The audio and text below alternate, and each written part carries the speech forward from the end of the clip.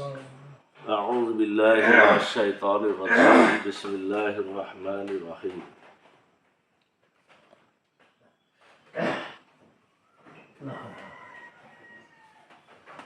يا أيها النبي قل لأزواجك إن كنتن تردن الحياة الدنيا وزينتها فتعالين أمتعكن وأسرحكن سراحا جميلا।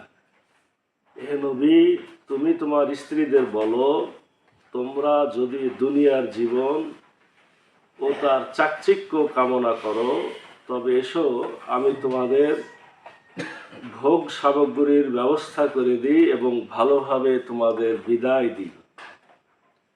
وإن كنتن تردن الله ورسوله والدار الآخرة فإن الله أعد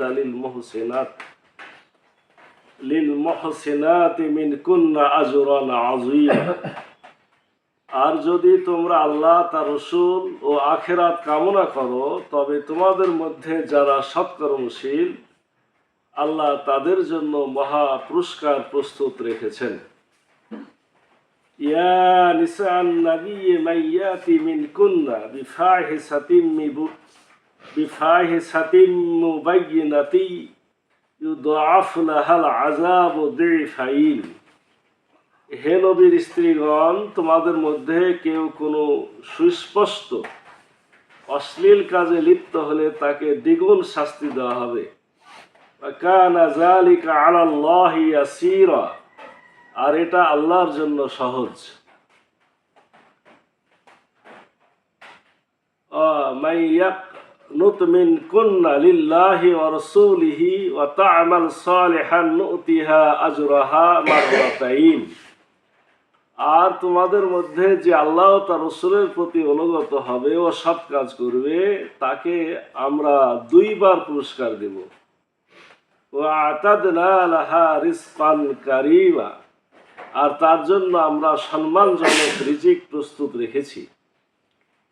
ইয়া Nissan নবী লাস্তুন্না কাহাদিম মিনান নিসাই in ইত্তাকাইতুন্না ফালা তাখদানা বিল কওলি ফায়াতমাআল্লাযী ফি কলবিহি মারাদুন ওয়া কুলনা কাওলাম মা'রুফা।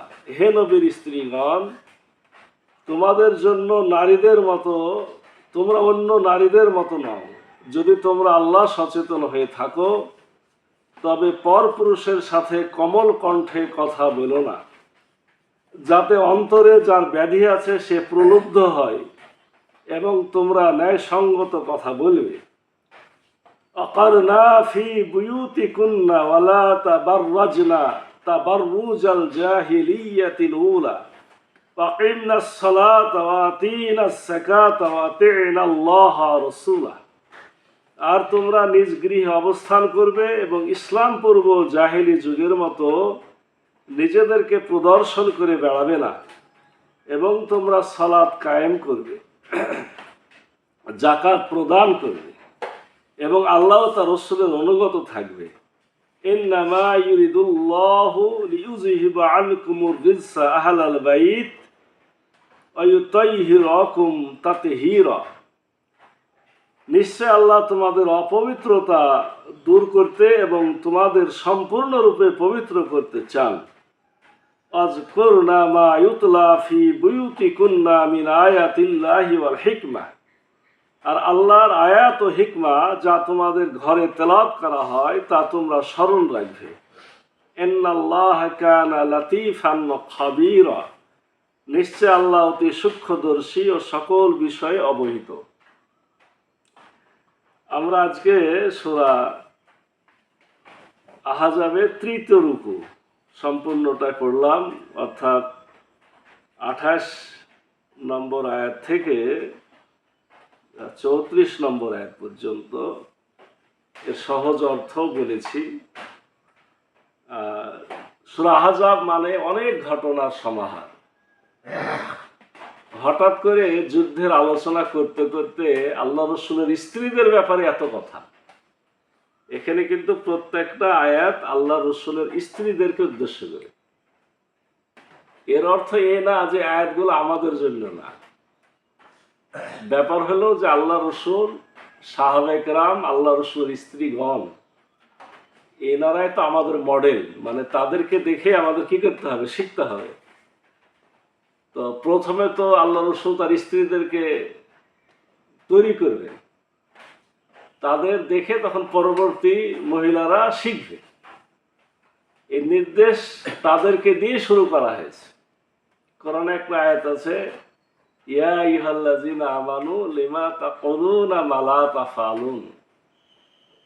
হে ইমানদারগণ, তোমরা এমন কথা কেন বলো যা তোমরা নিজেরা করো না?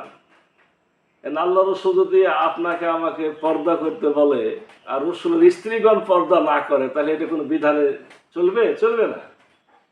তাহলে আল্লাহ রসুল সাল্লাল্লাহু আলাইহি সাল্লাম আমাদের নির্দেশ দিবেন, শুরুতে কাকে দিবেন? নিজের ঘরে দিবেন। এটা আমাদের জন্য শিক্ষা। অনেক মানুষ আছে বাইরে অনেক বড় বড় লম্বা বক্তৃতা করে, ঘরের মধ্যে কোনো হিসাব নিকাশ ঠিক নাই। আরে বাবা, তোমার বক্তৃতা করার কোনো দরকার নেই। তুমি নিজে ঠিক করতে পারোনি, নিজে আগে যুদ্ধ জেহাদ চালাও ঘরে, পরে বাইরে দিল। এটাই হলো বিধান। এটা আল্লাহ রাব্বুল আলামিন নিষেধ করেছেন। নিজে যেটা পারো না সেটা অন্যকে বলতে যেও না। তাহলে এটা হলো একটা বিষয়। এখন তৃতীয় বিষয় হলো যে এই আয়াতগুলো এখানে কেন আসলো? যুদ্ধ জিহাদের আয়াতের পরে আয়াতগুলো কেন আসলো? আমরা গতদিন আলোচনা করেছি, আহজাব যুদ্ধ মানে কাফের মুশরিকদের শেষ যুদ্ধ। মানে এই যুদ্ধের পর ওরা আর বলতে পারেনি যে আমরা যুদ্ধে আসবো। এতদিন ধরে তারা বারবার বলেছে আমরা লড়াই করতে যাবো, মুহাম্মদকে হত্যা করবো। এই যুদ্ধের পর যে পালায় গেল, আর বলতে পারেনি যে আমরা আক্রমণ করব। আল্লাহ রসুলও বললেন যে এখন থেকে আমরা আক্রমণ করব। মানে ওদের বাহাদুরি এখানেই শেষ। তাছাড়া ওদের বাহাদুরি শেষ হলে ওরা কি চুপ করে বসে থাকবে? যখন ষড়যন্ত্রকারীরা কোনো ধরনের ষড়যন্ত্রে টিকতে না পারে, তখন কি ষড়যন্ত্র করে জানেন? চরিত্র নিয়ে কথা তোলে। কি নিয়ে কথা তোলে? চরিত্র, যে ও খারাপ, ওর মেয়ের উপরে টান আছে, ও গোপনে এই করে, তার মেয়ে পর্দা করে না, খোঁজ নাই কিন্তু আসলে তার মেয়ে আছে না নাই, মেয়ে পর্দা করে না। এরকম উল্টা পাল্টা কথা কখন বলে? যখন বুদ্ধি, যুক্তি, শক্তি কোনো কিছুতে একজনকে আর পারে না, তখন এগুলো করে। ঠিক এই যুদ্ধের পরে মুনাফিক, ইহুদি, কাফের, মুশরিক এরা আল্লাহ রসুলের ঘর নিয়ে কথা বলা শুরু করেছিল। আল্লাহ রসুলের স্ত্রীদেরকে নিয়ে, কন্যাদেরকে নিয়ে কবিতা রচনা করা, খারাপ খারাপ কথা বানিয়ে প্রচার করা, এগুলো শুরু করেছিল। সুযোগ একটা পেয়েছিল। কি সুযোগ?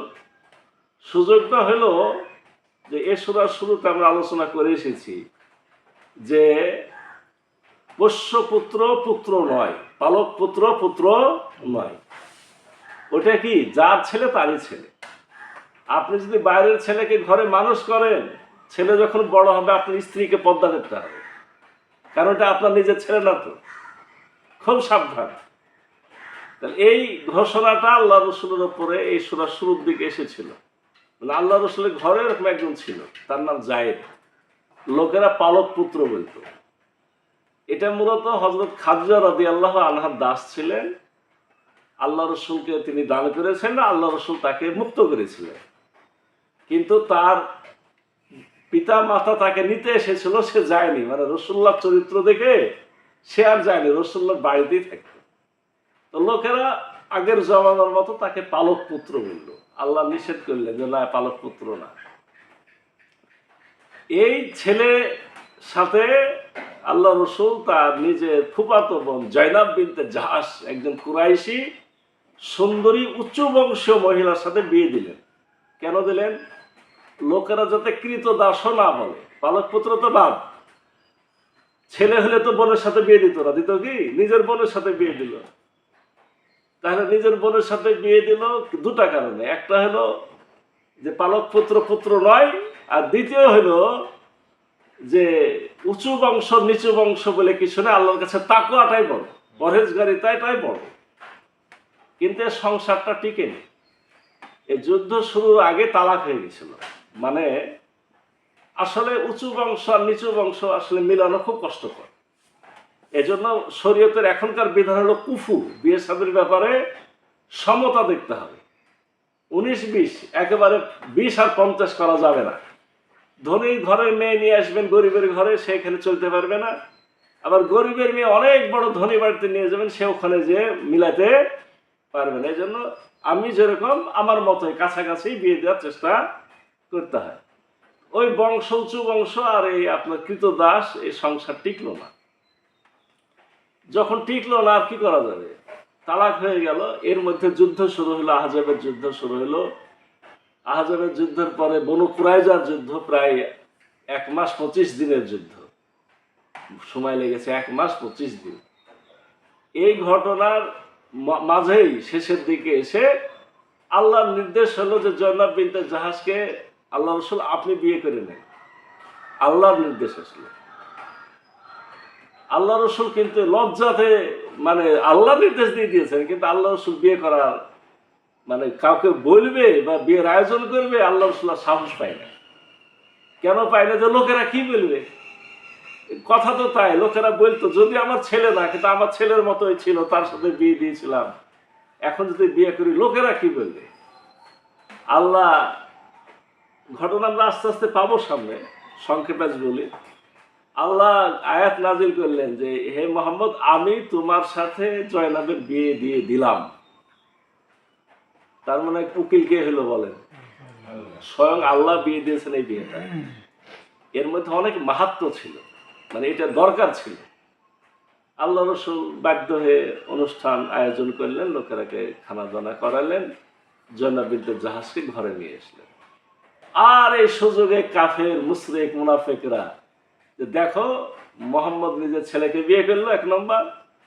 দ্বিতীয়ত অনেক গল্প তৈরি করলো, মানে প্রেমের গল্প, যে রসুলের সাথে প্রেম ছিল, নাউজুবিল্লাহ। আজে বাজে কথা ছড়ানো শুরু করলো। আল্লাহ রসুল সাল্লাল্লাহু সাল্লাম নিজে মনোযোগ দিলেন এবং আল্লাহ নির্দেশ দিলেন যে এখন থেকে কি করতে হবে, পর্দার বিধান শুরু করতে হবে। এতদিন কিন্তু পর্দার আয়াত নাজিল হয়নি। তার মানে এটা 5 বছর পরে, মদিনাতে যাওয়ারও 5 বছর পরে পর্দার বিধান শুরু হয়েছে।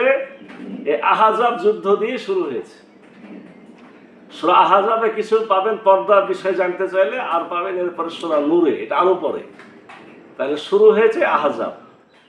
এখানে আল্লাহ রসুল সাল্লাল্লাহু আলাইহি ওয়াসাল্লামের স্ত্রীরা আর একটা ঘটনা ঘটাইছিল। এখানে পর্দার কথা তো পাবই, আর একটা কি ঘটনা, ওই যে আপনার আহজাব যুদ্ধে জিতে গেল, এরপরে বনু কুরাইজার পুরুষদেরকে হত্যা করা হলো, মহিলাদেরকে বহিষ্কার করা হলো, এই মহিলাদেরকে গ্রেপ্তার করা হলো, বন্দি করা হলো, অনেক সম্পদ আল্লাহ রসুলের হাতে আসলো। এখন আল্লাহ রসুলের স্ত্রীদের একটা চাহিদা তৈরি হলো। মানুষ তো যে এতদিন ধরে কষ্ট করছে, এত টাকা পয়সা আসছে, আল্লাহ রসুল সবাইকে দান ধ্যান করছে, ইয়া রাসূলুল্লাহ আমাদেরকে কিছু দেন, মানে আমরা একটু কিসে থাকবো, সুখে থাকবো। কায়সার কিসরা রোমের সম্রাটেরা কত সুখে থাকে, আপনিও তো বাদশা, আপনিও তো রাজা, এখন আমরা একটু আনন্দতে থাকবো। এই আয়াতগুলো নাযিল হলো যে না, ওদের সাথে নিজেদের তুলনা করো না, বরঞ্চ হুমকি দেওয়া হলো যে যদি আমার এখানে বেশি সুখ নিতে চাও, দিব টাকা পয়সা, ভালো করে অনেক টাকা পয়সা দিব, দিয়ে কি করে দিব, বিদায় করে দেব। সুবহানাল্লাহ। এই যে আয়াত শুনে, হে নবী তুমি তোমার স্ত্রীদের বলো, তোমরা যদি দুনিয়ার জীবন ও তার চাকচিক্য কামনা করো, তবে এসো, আমি তোমাদের ভোগ সামগ্রীর ব্যবস্থা করে দিই এবং ভালোভাবে তোমাদের বিদায় দিই। আল্লাহ রসুল দুনিয়ার আকর্ষণকে পছন্দ করতেন না। নবীর স্ত্রীগণ যখন জোট করেছিল, মানে একা একা বললে রসুল কি বলবে, সব দল পাকায় একসাথে আল্লাহ রসুলকে বলেছিল। আল্লাহ রসুল সাল্লাল্লাহু আলাইহি ওয়াসাল্লাম ওই মজলিসে স্ত্রীদেরকে বললেন যে তোমাদের থেকে আমার সম্পর্ক এখন থেকে ছিন্ন। তালাক দেয়নি, ছিন্ন, মানে আমি তোমাদের সাথে উঠা বসাই করবো না। 1 মাস, এটাকে বলে ইলা, তালাক নয়, এটা না ইলা, ত্যাগ করলে মানে ওই বিছানাতে নিব না। 1 মাস।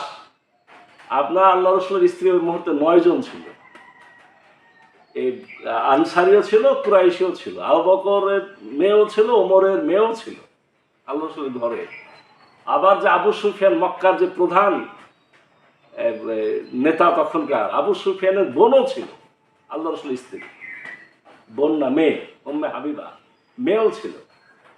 তো দামি দামি মানুষ, এই ঘটনাতে কান্নার রোল পড়ে গেল মক্কা মদিনা সব জায়গায়, যে মোহাম্মদ এই কাজ করলো, সবকে তালাক দিয়ে দিল। তখনকার মেয়েদের তো ইজ্জত সম্মান একবার চলে গেলে ফেরত পাওয়া যেত না, মানে প্রচার হয়ে গেল তালাক, আসলে রসুল তালাক দেন নাই। এটাই নিয়ে আল্লাহ রসুলের ঘরে আবু বকর, উমর, লোকজন দল বেঁধে যাতায়াত শুরু করে। রসুল্লাহ কার সাথে কথা বলে না। সর্বপ্রথম আবু বকর অনুমতি পেল, তারপর উমর অনুমতি পেল। আল্লাহ রসুল তো আবু বকর উমর তাদের মেয়েদেরকে তো বাইরে যে তখনই গলা টিপে মেরে ফেলে দেয়, তোমাদের কিছু দরকার আমাদেরকে বলবে, তোমরা কেন মোহাম্মদকে ডিস্টার্ব করো। অনেক হয়েছে হলো, আল্লাহ রসুল কিচ্ছু বলে না, খালি মিচকি মিচকি হাসে। শেষ পর্যন্ত আল্লাহ রসুল নিজের ঘর ছেড়ে, উপরতলাতে একটা ঘর ছিল, উনি চলে গেছিলেন। 1 মাস 29 দিনের মাথা থেকে ফেরত এসেছিলেন স্ত্রীদের কাছে। মানে তাদেরকে শাসন, শাস্তি, আবার এই যে উপদেশ, এই আয়াতগুলোর মাধ্যমে। এই হলো আপনার সে প্রেক্ষিতে বলা হচ্ছে, তোমরা যদি চাও তো দিব, দিয়ে তোমাদের কি করবো, বিদায় করে দেবো, আমার কাছে থাকতে হবে না। দেখেন আল্লাহ রসুল কিভাবে শাসন করেছেন। আর যদি তোমরা আল্লাহ তার রসুল ও আখেরাত কামনা করো, তবে তোমাদের মধ্যে যারা সৎকর্মশীল, আল্লাহ তাদের জন্য মহা পুরস্কার প্রস্তুত রেখেছে। আমার সাথে থাকা কষ্ট, আমি যুদ্ধ করব, জিহাদ করব, নবতে কাজ করব, ঘরের কাজ করব, বাইরের কাজ করব, তোমাদের অনেক কষ্ট হবে, ঠিক আছে, তো কষ্ট হলে লাভও তো আছে, তোমরা ডবল পুরস্কার পাবা। হে নবীর স্ত্রীগণ, তোমাদের মধ্যে কেউ যদি কোনো সুস্পষ্ট অশ্লীল কাজে লিপ্ত হলে তাকে দ্বিগুণ শাস্তি দেওয়া হবে, আর এটা আল্লাহর জন্য সহজ। অন্যরা অন্যায় করলে কি হবে সেটা পরে কথা, তোমরা যদি কোনো অন্যায় করো, আমার ঘরের মানুষ তোমরা, অন্যরা যে শাস্তি পাবে আল্লাহ তোমাদের ডবল শাস্তি দেবে, এটা আল্লাহর আয়াত। তাহলে তাদের জন্য পুরস্কারও ডবল, ভালো কাজ করলে, আবার অন্যায় করলে কি ডবল শাস্তি। আল্লাহ বলছেন, আর তোমাদের মধ্যে যে আল্লাহ তার রসুলের প্রতি অনুগত হবে ও সৎ কাজ করবে, তাকে আমরা 2 বার পুরস্কার দেব। মানে একটা পুরস্কার পাবা হলো সাধারণ মহিলা হিসেবে, আর একটা পাবা নবীর স্ত্রী হিসাবে। এখানে আরো একটা বিষয় আছে, কেন ডবল পুরস্কার? যে কাজ প্রথম কেউ শুরু করে, মনে করেন যে আপনি একটা ভালো কাজ শুরু করলেন, আপনার দেখে যদি অন্যরাই কাজটা ভালো কাজ শুরু করে, আপনার নেকি তো পাবেনই, আবার কি পাবেন, অন্যরা যে ভালো কাজ করছে আপনার দেখে দেখে, ওই জন্য আপনি আবার নেকি পাবেন। তো যেহেতু রাসূলুল্লাহর স্ত্রীগণই ভালো কাজগুলো করা শুরু করবে, অতএব তারা ডবল পুরস্কার পাবে। আর তার জন্য আমরা সম্মানজনক রিজিক প্রস্তুত রেখেছি। হে নবীর স্ত্রীগণ, তোমরা অন্য নারীদের মতো নও। যদি তোমরা আল্লাহ সচেতন হয়ে থাকো, তবে কোমল কণ্ঠে কথা বলো না। পর্দার প্রথম নির্দেশ কোথায় বলেন? কণ্ঠে, গলায়, কথার আওয়াজ। এখনো মুখ চোখ ঢাকার এত না, এখানে কি কণ্ঠ। অন্য লোকেরা যদি তোমাদের সাথে কথা বলতে আসে, বাড়ির বাইরে থেকে ডাকে, কথা বলতে পারবে, কিন্তু কিভাবে? সাধারণভাবে, নরম সুরে, যেভাবে মানুষ আকর্ষণ করার জন্য কথা বলে। আজকালকার মহিলারা একটু লেখাপড়া শিখলে তাদেরকে ট্রেনিং করানো হয়, কত মানে মিষ্টি সুরে কথা বলে অন্যদেরকে কি করা হবে, মানে হাত করা হবে, ভোগানো হবে। প্রথম নির্দেশ হলো কোমল কণ্ঠে কথা বলো না, নরম সুরে কথা, মানে সুর ধরে কথা, আকৃষ্ট করার মতো করে কথা। হে নবীর স্ত্রীগণ, তোমরা পুরুষদের সাথে বলো না। যদি এভাবে কথা বলো কি হবে?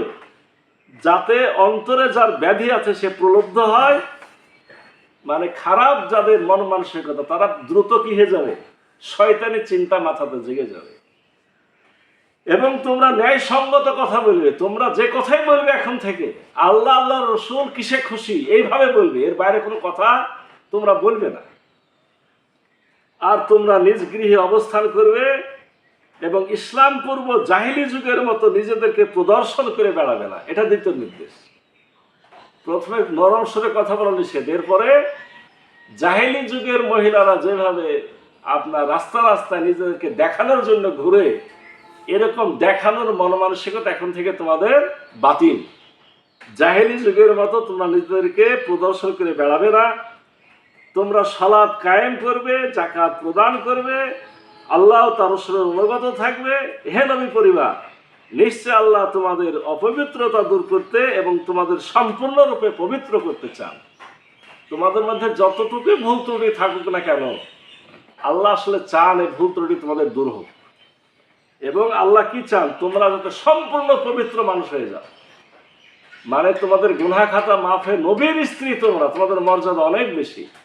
অতএব তোমরা সম্পূর্ণ পবিত্র হয়, এটা আল্লাহ চান। অতএব তোমাদেরও চেষ্টা করা দরকার। আর তোমাদের কেন পবিত্র করতে চান? তোমাদের দেখেই অন্যরা কি করবে? ভবিষ্যতে জ্ঞান লাভ করবে, শিক্ষা নেবে। আর আল্লাহর আয়াত ও হিকমা যা তোমাদের ঘরে তেলাওয়াত করা হয় তা তোমরা স্মরণ রাখবে। আল্লাহ রসুলের উপরে কোরআন নাজিল হয়, আল্লাহ রসুল কোরআন পড়ে বসে সবাইকে বাড়িতে বসেই তো শোনায়। এই তোমাদের ঘরে যত এরকম আল্লাহ রসুল যা বলবে, কোরআনের আয়াত নাজিল হবে, এটা তোমাদেরও দায়িত্ব। আর মনে প্রাণে শিক্ষাগুলো গ্রহণ করবে এবং এগুলোকে স্মরণ রাখবে। কেন? ভবিষ্যতে আল্লাহ রসুল বিদায় নেওয়ার পর তোমাদের দ্বারাই দিনের প্রচার চলবে। আয়েশা রাদিয়াল্লাহু আনহা এক সময়তে মদিনার শ্রেষ্ঠ শিক্ষিকা ছিলেন। তার কাছে বড় বড় সাহাবে কেরাম ফতোয়া মাসলা জানতে আসতেন। কারণ কি? ট্রেনিং পেয়েছে কোথায়? স্বয়ং আল্লাহ রসুলের কাছে। আর নিশ্চয় আল্লাহ অতি সূক্ষ্মদর্শী ও সকল বিষয়ে অবহিত। আল্লাহ একেবারে ক্ষুদ্রাতি ক্ষুদ্র বিষয় জানেন। এত ক্ষুদ্র বিষয়, যে বিষয়গুলো তোমরা চোখে দেখতে পারো না, এটাকে বলে লাতিফ। তোমরা চোখে দেখতে পাও না, কিন্তু আল্লাহ দেখেন। এরকম বিষয়ের খবর আল্লাহর কাছে আছে। অতএব তোমরা সাবধান। এইভাবে এই রুকুতে কি হলো বলেন? পর্দার বিধানের সূচনা করা হয়েছে। আল্লাহ রসুলের স্ত্রীদের মর্যাদা ঘোষণা করা হয়েছে। তারা যে আল্লাহ রসুলের আহলে বাইত, এটা বলা হয়েছে। তাদের জন্য পুরস্কারও যেমন দ্বিগুণ, অন্যায় করলে শাস্তি দ্বিগুণ, সে ঘোষণা করা হয়েছে। কিন্তু এই আয়াতগুলো ঠিক এই ঘটনার পরে আমাদের জন্য প্রযোজ্য। কারণ আমরা তো সে আল্লাহ রসুলেরই অনুগত হতে চাই। রব্বুল আলামিন আয়াতগুলো থেকে আমাদেরকে শিক্ষা নিয়ে আমাদের ঘর, আমাদের স্ত্রী, আমাদের পরিবার, তাদেরকে এরকম বিধিবিধানের মধ্যে নিয়ে আসলে আল্লাহ আমাদের তৌফিক দান করুন। সকল বলি আল্লাহ। সুবহানাকাল্লাহুম্মা ওয়া বিহামদিকা আশহাদু আল্লা